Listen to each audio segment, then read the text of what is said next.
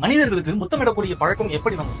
அல்லது மனிதர்கள் உருவாவதற்கு முன்னாடியே முத்தமிடும் பழக்கம் இருந்ததா? நீங்க நம்பினாலும் நம்பாட்டியும் முத்தமிடும் பழக்கத்தை மனிதர்கள் கண்டுபிடிக்கல. மனிதர்கள் பரிணாம வளர்ச்சி அடையறதுக்கும் நீண்ட காலத்துக்கு முன்னாடியே சிம்பன்சிகள், பொனோபாக்கள், கொரில்லாக்கள், யானைகள், ஓநாய்கள் மற்றும் சில பறவைகள் கூட தங்களோட சமூக பிணைப்பை வலுப்படுத்திக் கொள்ளவும், சண்டைகளுக்கு பிறகு ஒருவரை ஒருவர் சமாதானப்படுத்திக்கவும் அல்லது அன்பை வெளிப்படுத்தவும் வாய்களையோ அல்லது அழகுகளையோ தொட்டுக்கொள்வது நடந்திருக்கு. இந்த பழமையான செயல்பாடுல இருந்துதான் காதல் சார்ந்த முத்தங்களும் பரிணாம வளர்ச்சி அடைஞ்சிருக்கலாம் நம்பப்படுது.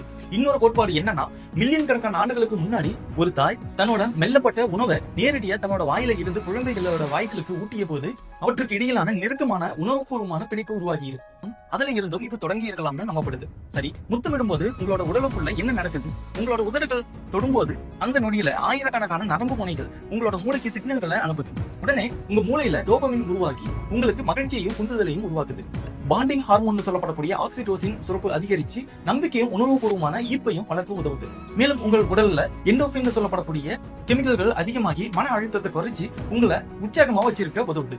இதனாலதான் உங்களோட இதய துடிப்பு வேகமாகுது, சுவாசம் மாறுது, கண்ணோட கருவிழிகள் விரிவடையுது, மேலும் உடல் முழுக்க ரத்த ஓட்டம் அதிகரிக்குது. ஒரு தாய் தன்னோட குழந்தைக்கு முத்தமிடும் போது தன்னோட குழந்தைக்கு தேவையான நுண்ணுயிர்கள், அதாவது நோய் எதிர்ப்பு சக்தியை அவரோட குழந்தைகளுக்கு அது கொண்டு போய் சேர்க்குது. மனிதர்கள் முத்தமிடுவதற்கு வெறும் காதல் மட்டுமே காரணம் இல்லை. சமூக பிணைப்புகளை உருவாக்கவும், நம்பிக்கையை வளர்க்கவும், தாய் தனது அன்பை வெளிப்படுத்தவும், தங்களுக்கு ஏற்ற துணியை தேர்ந்தெடுக்கவும் மில்லியன் கணக்கான ஆண்டுகளா பரிணாம வளர்ச்சியால செதுக்கப்பட்ட ஒரு நடத்தை தான் இது.